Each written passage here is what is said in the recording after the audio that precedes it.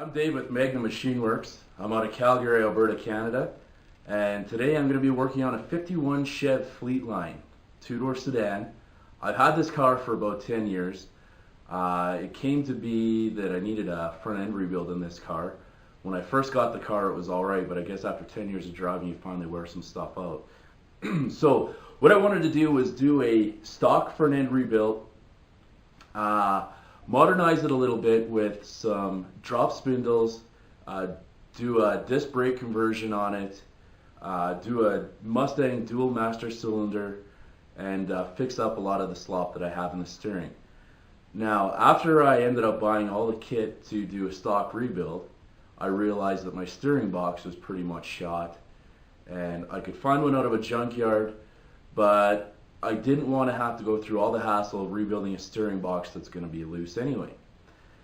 Now, there are adjustments that you can make on these steering boxes to tighten them up. You can buy bearing kits. Now, you can't buy the worm gear for these things like you can with the pickups. So I decided to go a different route with it, and I did a lot of research, and I found that guys are putting rack and pinion steering in these. I didn't want to go with the Mustang 2 front end because the engine that's in this thing is still the 235 inline 6. It's a more modern version. It's a 55 out of a sedan. And I also didn't want to remove the front cross member because when I rebuilt the engine I put on the front mount like the 216 had in it instead of the side mounts. It was a little bit more convenient for me to put the split exhaust on and a bunch of other stuff. The engine is updated. I'm running fuel injection from Fast EFI. It's actually originally intended for a Jeep, but I'll get into that another time, kind of some of the stuff that I did. So kind of one of the things that I like doing is I like doing things that are a little bit different, figuring things out a little bit, adapting them, making them work. So what I want to do is use the stock front end, have rack and pinion steering out of it. What I found is that a 88 to 93 Cavalier or similar car has a center steer rack, and how that benefits us is the original steering on this. So we come down, so we've got our steering arm, comes off the steering box obviously, goes to a drag link that comes down, goes to our third arm. Now, some of our problem lies in the drag link is kind of the opposite of a tie rod, whereas the female side of this. So it's got two hemispherical cups that go in here with a spring, and each side has a spring, creates tension on here. And what that does, it takes a lot of the vibration out of the road, a little bit of bump steer, but it also gives us a little bit of slop. Now, slop in the steering box, slop in our drag link, and the other problem that we found is this joint right here, where when you're steering, this controls our tie rods down to our spindles. This gets loose too. Now this is a different one. This one I ordered with the intention of rebuilding before I decided to go this route, and they become very sloppy. And now this car was getting to be where it was really hard to keep it on the road, in all honesty. And then the other thing that I found, now this bolts to the pinch weld on the cross member that the engine bolts to, and this bolt here is right under the oil pan. So I need to remove the engine to get this bolt out. Where I think what I'm actually going to do is just cut that bolt off, unscrew it, ditch this, go with the adjustable tie rods, because originally these cars had one side that was a solid tie rod that you would bend to adjust the alignment, and the other side was actually adjustable. So what we've got here is our center steer rack. This is a remanufactured unit that I just picked up at the local auto parts store. Now this is a power rack.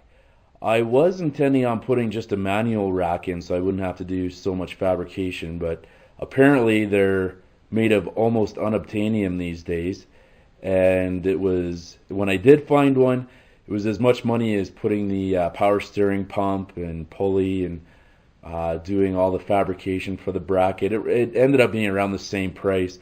You can buy kits that do the same thing as this, but I like to try and build things, use my hands, use my brain a little bit, learn something and build my skill.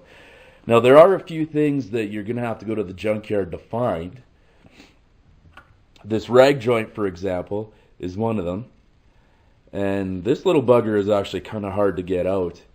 So this goes to the shaft. You can see that there's a square shaft there with an indent in it for the pinch bolt to go through. And then this is just your regular double D shaft here. So I wanted to make sure that I grab this, one, because it's the factory rag joint and it's going to keep the vibration from going into your hands. Two, it's going to adapt to the double D joint for us to be able to adapt to a universal joint up to our original steering. Now with this, if I roll this over,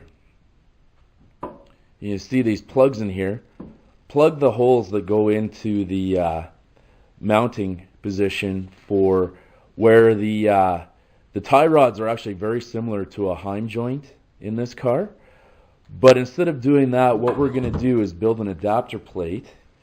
And I have the adapter plates laid out here. So this plate here is laid out. It represents these two holes here in the center of the rack. I'm going to drill this out and TIG weld some spacers on here and bend this, cut this here, and then put in a bar and weld it in that I've machined with 7-degree tapers for the original Chevy tie rod ends. Now one more thing you're going to have to find when you go to the junkyard is you're going to have to find these brackets as well. Now these racks in the car are mounted kind of funny. They're actually mounted right to the firewall on the original Cavalier that this came out of. And one more thing you're going to have to do. Ooh, sorry about that. Just kicked the tripod. One more thing that you're going to have to do is you're going to have to find either an aftermarket Saginaw pump like this one is. Now this one only goes up to 850 psi versus I believe it's 12 to 1600 psi that a factory stock one does. You can buy a factory stock one from an auto parts store and then put in a restrictor valve into the pressure end of it. But I just opted out just to buy a brand new pump with all that stuff already done to it, and we'll go from there. Plus, it's in Go Fast Chrome too. Okay, so I've spent some time on here machining, welding, and grinding a little bit. So now we've got our driver's side plate. Our driver's side plate is notched out here for the power steering hoses to come through and clear there. And I think I'm going to have to notch the frame too, where that goes. These are our triangles. These are going to hold our actual rack at the angle that we need it. And so we've taken our rack mounts that I had to get from the junkyard, welded some studs in there. So these are just your regular old 5/16 bolts, and I just ground them to get the galvanizing off. Now I used the MIG welder on this because I wanted to make sure that I could weld right through and burn off a lot of that zinc plating that's on there from the galvanizing. And I used coupling nuts on here, and the reason why I did that is because I didn't want these bolts to warp and go all out of whack, and plus it protects the threads from the weld spatter. Now this piece here, this is what goes right to the rack. So our rack is going to go underneath, and this is going to hold this piece here. I'm going to have to machine so that it goes on like this, and our tie rods are going to go here. So this is where our tapers are going to be on the end here. And basically it's going to mimic this piece here. Now I've only got these spacers tack welded on with the MIG right now. I'm going to go back and TIG weld that just so it looks real nice. And you know, really on suspension stuff, suspension and steering, we really shouldn't be welding on stuff. So what I'm going to do is machine this with a countersink bore a hole in here, probably put 3 bolts, put some nuts on there, high grade nuts, castle nuts, drill them and pin them with some cotter pins. And then just to be on the safe side, I'm going to run a couple of beads along here and stitch weld this a little bit, and then that way we're going to get around a bunch of stuff that would worry me a little bit. Now going on to the other side, we've just got a square plate here. This is going to be our passenger side mount. Now obviously our rack is going to run through here with our triangles on here. They're going to mount like this. Now there's 4 of these, and we're going to mount these like this to hold the rack bushings. So this strapping here, this is 3/4 inch across. This is a 1/4 inch plate. This 1/4 inch plate, maybe a little bit heavy duty, but I'd rather be safe than sorry. I mean, from the factory, these things are just mounted straight through the firewall where it's doubled up. And it was strong enough for the car that it was in, which the 51 is not actually really that much of a heavier car than the Cavalier was. A lot of people get freaked out by that, but I mean, old cars are actually a lot lighter than what people think they are. Here we are, all welded up. Like I said before, I'm not a welder. Everything's all self-taught that I've done. I'm actually a millwright by trade, but we have very little experience in our trades training to be able to do this kind of stuff. I have an interest in this, and so basically it's one of those things where I've made a lot of sacrifices to try and learn something that I have an interest in. And I say the same thing for anybody. If you have an interest in something, go ahead, move forward. Try to learn that skill. Do what you can to try and learn that skill and be able to develop this kind of stuff. Alright, so here we are. Now we've got our mounting plate all done. I've spent the time to weld it using the MIG and knock off all the weld spatter.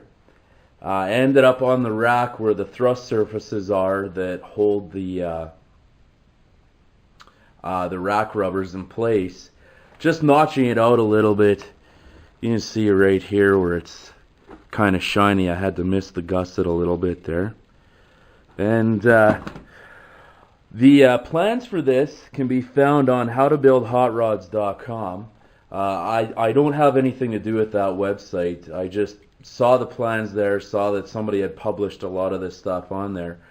A lot of the gussets that are on here, I added on myself, like the ones that are in there. The ones that are on the other side here, like this. There was only one gusset on there originally in the plans that I saw. And the reason why I wanted to do this is the bolts that are on there are 5/16 bolts that I used. And on the original car, they're a 10mm bolt, which is around the same thing. And so I felt that if this took a really hard side load, like if you bumped a curb or you skidded into something, it might shear them off, and then you could run into some major problems. So I built the sides up a little bit on this thing. Oops, I dropped it. And you can see here how this plate right here is where it mounts. This extends up about a 3/4 inch past where the plans had called for. There's a better view of it there. And you can see how this sticks up over, and it basically retains the clamp. So my thoughts were that if you're going to take on a hard side load, that this is going to try and stop it by actually retaining the clamp itself. So I'm only doing it onto this side because this is the thrust side, and the clamp on this side is shaped like a V, and then on either side it's cast into the steering rack to have some stops in it. So I thought that that would kind of supplement what's going on there. So obviously, now these plates are going to sit flat onto the frame like this. So that's going to stick that input on there. Not quite straight up in the air. I'll turn it this way. And you can see It'll sit flat against the frame and it's very slightly angled back. So I've got a universal joint that I bought. We're going to use that. It's a double universal joint and then use another universal joint off the bottom of the column.